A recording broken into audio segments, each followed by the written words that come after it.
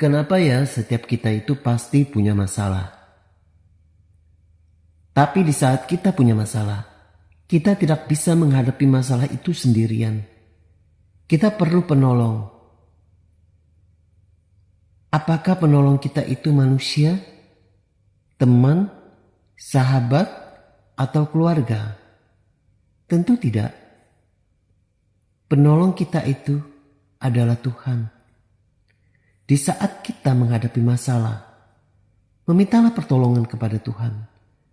Jangan meminta pertolongan kepada manusia, karena manusia cenderung lebih mengecewakan. Tapi kalau Tuhan tidak pernah mengecewakan kita. Kalau kita percaya, dengan sepenuh hati kita menyerahkan masalah kita ke dalam tangan Tuhan, maka Tuhan pasti akan memberikan pertolongannya kepada kita. Seperti yang terjadi kepadaku dulu. Di saat anakku Cindy usia 5 tahun, mengalami sakit demam berdarah, kritis dan hampir meninggal. Masuk ruangan ICU. Bagaimana cara aku untuk membayar biaya rumah sakit yang saat itu sangat mahal? 2 minggu di ruangan ICU dalam masa pemulihan dan 2 minggu dalam perawatan di rumah sakit. Hampir 1 bulan lebih anakku Cindy berada di dalam rumah sakit. Tentunya bukan sedikit biaya yang harus aku bayar. Banyak. Bagaimana caranya Tuhan menolong aku? Aku hanya berkata dalam hati, Tuhan, aku percaya Engkau selalu menolong aku. Ternyata cara Tuhan menolong aku itu sangat luar biasa. Melalui seorang suster biarawati kepala sekolah TK Santa Maria di mana anakku saat itu bersekolah. Lewat suster inilah Tuhan menolong aku. Suster kepala sekolah TK Santa Maria ini mengajak orang tua murid untuk membesuk anakku Cindy di rumah sakit.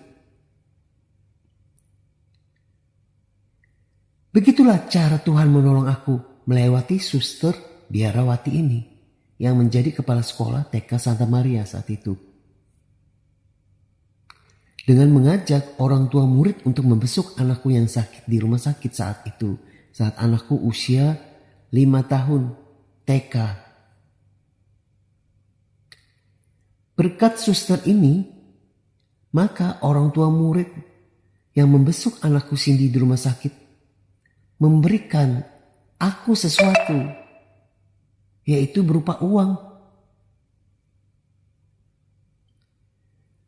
Termasuk suster biarawati yang menjadi kepala sekolah TK Santa Maria juga memberikan aku uang.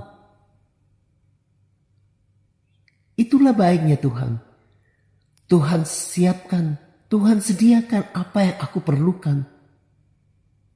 Tanpa aku meminta pertolongan kepada orang, kepada manusia, kepada teman, kepada sahabat, apalagi kepada keluarga.